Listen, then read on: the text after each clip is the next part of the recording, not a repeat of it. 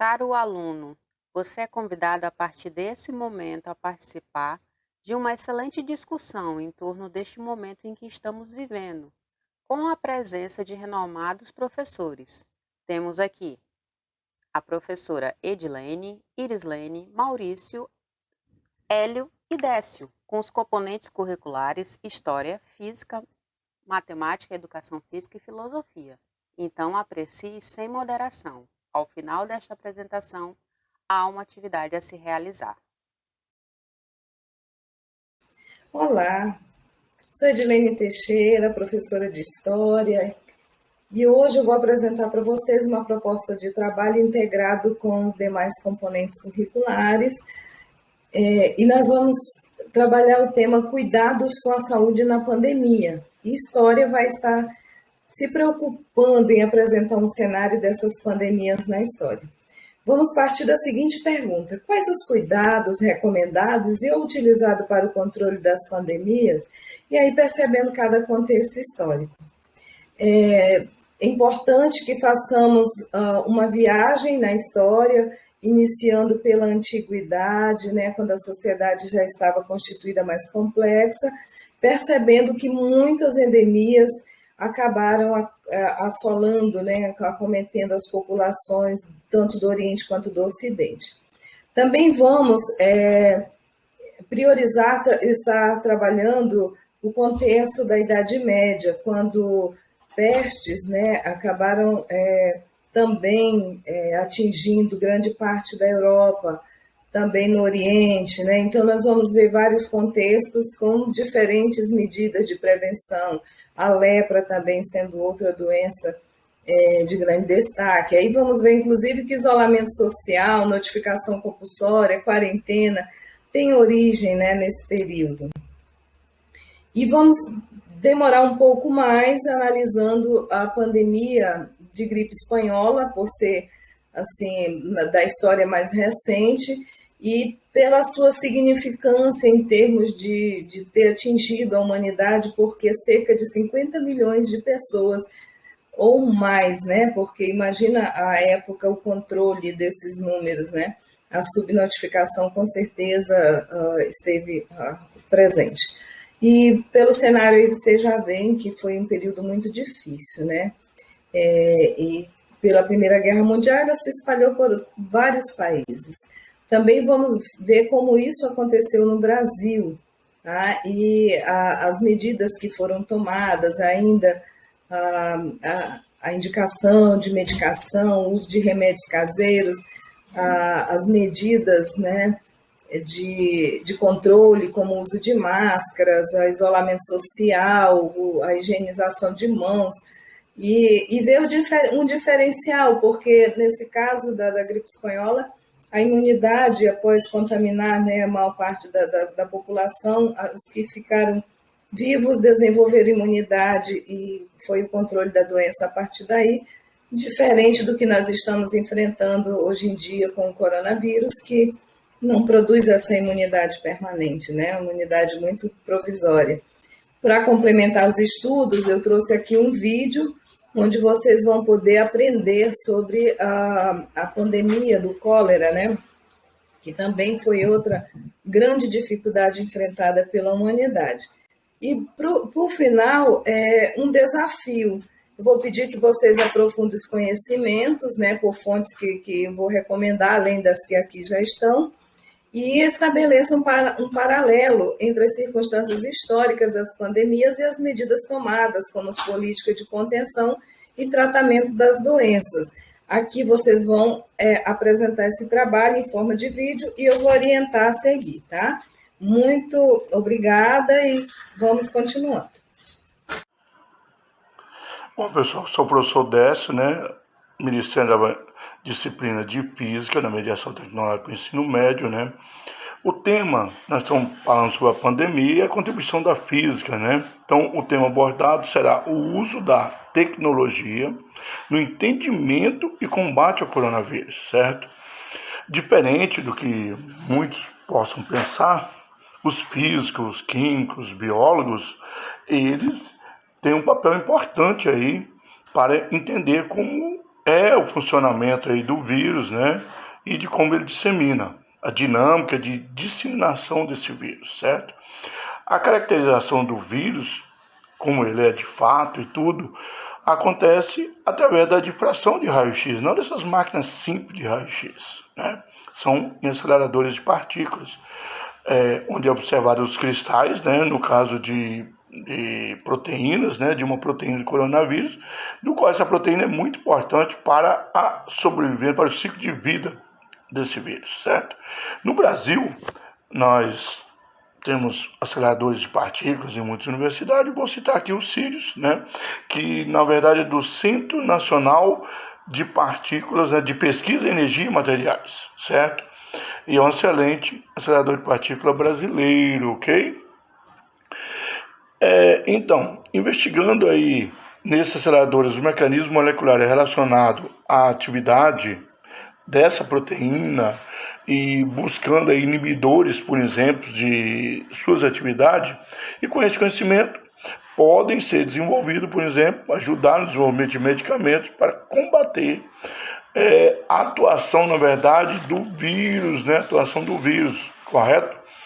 No combate à disseminação, também nós temos, na verdade, o quê? Nós temos a microscopia eletrônica.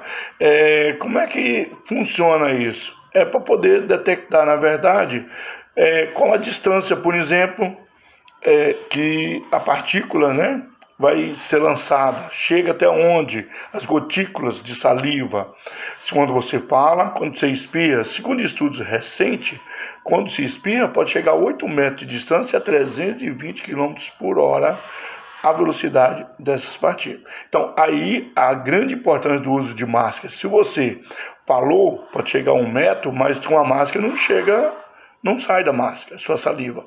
Se você espirra, também não sai. E aí você está se protegendo muito bem. A máscara é muito importante nesse processo.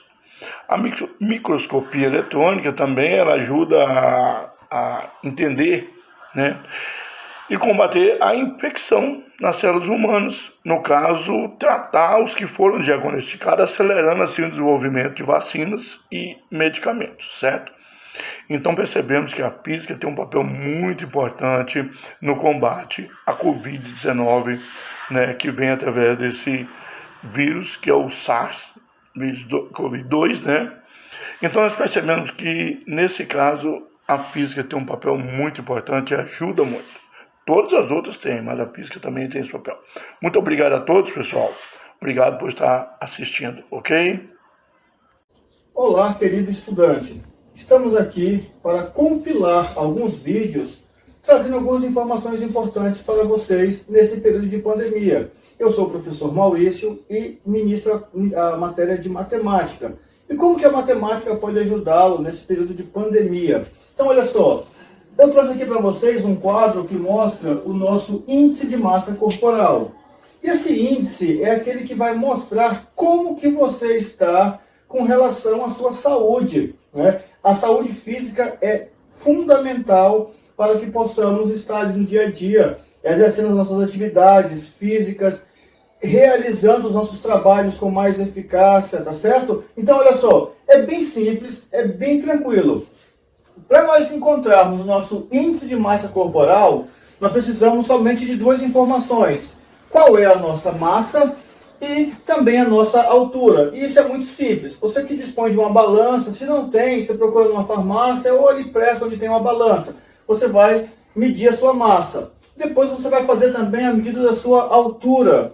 Você vai levar a sua altura ao quadrado. Vocês já sabem, não é, que A ao quadrado é ela vezes ela mesma, então vai ser a altura vezes a altura, e vai realizar essa divisão. Massa dividido por altura ao quadrado. E você vai encontrar um resultado. E aí é nessa hora que nós vamos ter que ter cuidado. Está aqui, ó. Fizemos um cálculo matemático e encontramos um resultado. Se o seu resultado estiver entre 16 e 16,9, você está muito abaixo do peso. E isso não precisa nem falar, é prejudicial demais à saúde. Se o seu índice de massa corporal deu entre 17 e 18,4, você está abaixo do peso. também tem as suas consequências, tá certo? Se o seu peso for normal, ou seja, se ele estiver entre 18,5 e 24,5, beleza, é aquilo que nós chamamos de ideal. Só tem que ter o cuidado porque se eu exagerar demais em algumas atividades sem me alimentar, eu posso baixar e vir para baixo do peso. Ou se eu, de repente, estou sedentário e me alimentar demais, eu posso passar e, de repente, me encontrar acima do peso, que é o valor que está entre 25 e 29,9. Agora, um detalhe. Se eu estiver acima de 29,9, eu vou entrar naquilo que nós chamamos de obesidade. E ela tem 3 graus, tá? Eu separei somente o primeiro. Obesidade de grau 1, que está entre 30 e 34,9. E aí você precisa ter muito cuidado. Então, querido aluno, como atividade para você, fica essa tarefinha de você medir a sua massa, de você medir a sua altura e calcular o seu índice de massa corporal. E aí você vai verificar em qual desses aqui você vai se enquadrar. E aí você já tem informações, não é? Informações históricas, você já tem informações filosóficas, informações, né, de educação física, de que a sua saúde precisa estar dentro da normalidade. Beleza, aluno? Vai lá, meça a sua massa corporal e a sua altura e calcule o seu índice de massa corporal. Tranquilo?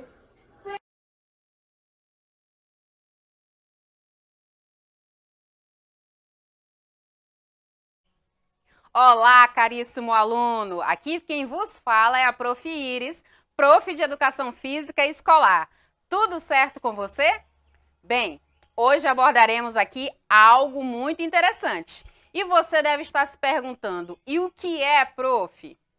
Olha só, será que o exercício físico pode atuar no aumento da imunidade e quais os tipos de cuidados que eu devo ter?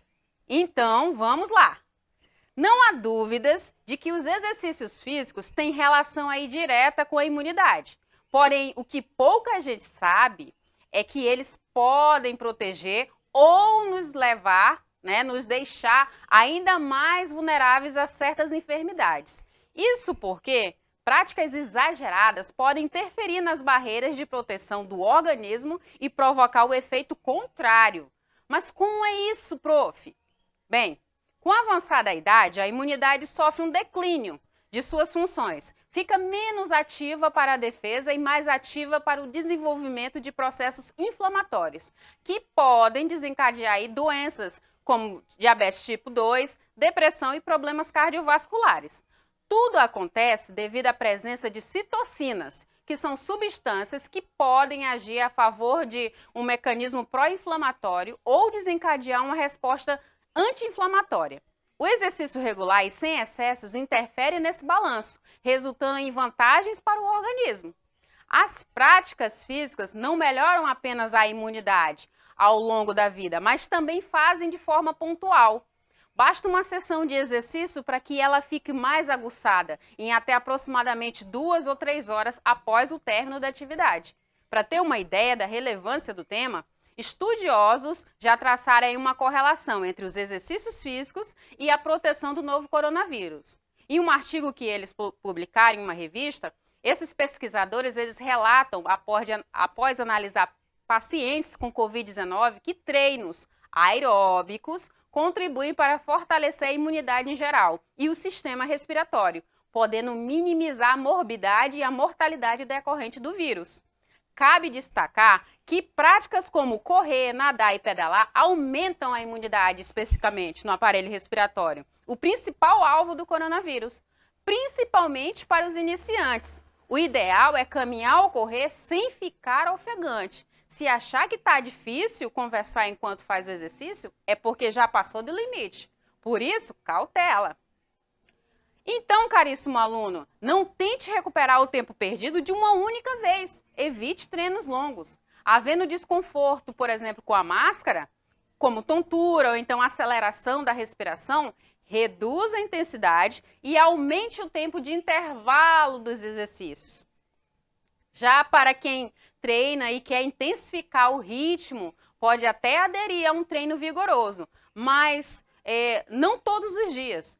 Isso porque nessa intensidade acelerada e constante também há reflexos imunológicos. Pode diminuir a fração de células de defesa, chamadas de neutrófilos, que é a primeira barreira que o vírus encontra ao entrar no corpo. Então, continue se mexendo e se cuidando, né? O vírus ainda circula e, acima de tudo, precisamos estar bem e fortes, certo? Eu vou ficando por aqui e nos vemos nas próximas aulas. Tchau! Olá, queridos estudantes, sejam bem-vindos para mais uma aula de filosofia, aula essa de reflexão. Eu sou o professor Hélio e estou aqui nessa disciplina para trazer algo de bom para vocês diante dessa pandemia que está assolando a humanidade. E o tema geral nosso, gente, é os cuidados com a saúde durante a pandemia. Que cuidados, que contribuição a filosofia vai trazer para vocês nesse momento, para nós? Pois estamos assolados, assim como diz Platão, estamos na caverna, na quarentena, estamos presos, como se estivéssemos numa caverna e só as sombras das notícias vêm para nós. Vamos lá. Diante disso, temos duas palavras, dois itens, né? Ou palavras para que podemos usar nessa pandemia para superá-la. E buscar um sentido para a vida. E também alcançar a superação, né, gente? Porque não é fácil. O ser humano, como diz Aristóteles, ele não nasceu para ficar isolado, confinado, mas sociável, é um ser sociável. E a primeira palavra é resiliência. O corpo e a alma da resiliência estão fundamentados, gente, no nosso sistema de crenças pessoais e familiar. Diante desses sistemas, a partir de atitude, dá sentido às coisas, à vida. Ou seja, considerar a crise um desafio significativo, compreensivo, manejável e alcançar a superação. Olha aí. E o conceito de resiliência foi herdado pela física e nomeado pela mecânica, para se referir à resistência dos materiais ao choque, a sua deformação, ou seja, um ferro entortado, a resiliência é voltar à sua forma, desentortar aquele ferro. Do ponto de vista ser humano, o que a filosofia vai trazer? Ela designa a resiliência como capacidade de se restabelecer e da resistência de doenças mentais, face a situações diversas, né? Por exemplo, na pandemia, a sociedade está te assolando, então ele traz isso. E temos um filósofo chamado Epicteto, lá do século V, ele foi confinado, foi preso lá em Roma, e a estratégia dele, gente, é constituir lembrar de que havia coisas que podiam ser controladas e coisas que não podiam. Por exemplo, a morte, na totalidade não pode ser controlada. O que mais? Os nossos bens, os nossos amigos, passado e futuro, não pode ser controlado numa totalidade. Mas há coisas que podem ser controladas, por exemplo, os nossos pensamentos e crenças, na verdade, então usa a resiliência. O outro ponto é o consciente emocional. Temos que usar essa palavra também na nossa vida, esse item. Daniel Goleman, um pensador, disse que o consciente emocional deve compreender e gerenciar nossas emoções durante essa pandemia. Reflexivo na pandemia, tá? Na maioria das vezes ele é designado como explicar sua própria consciência emocional e a capacidade de ter empatia com os outros. Gente, aplique na sua vida. E resiliência, a capacidade de se sobressair nas emoções, né, com a sua atitude. E consciente emocional, ter atitude positiva, pensamentos positivos e superar essa pandemia com garra, né? Tá aí a filosofia ajudando você a superar essa situação de confinamento. Um abraço, até mais. Tchau, tchau. Atenção, após assistir às explanações apresentadas no vídeo, o estudante deverá realizar uma síntese, elencando os principais pontos abordados nos componentes curriculares, através de uma produção de um vídeo de até 5 minutos, um podcast de até 5 minutos ou uma lauda por escrito.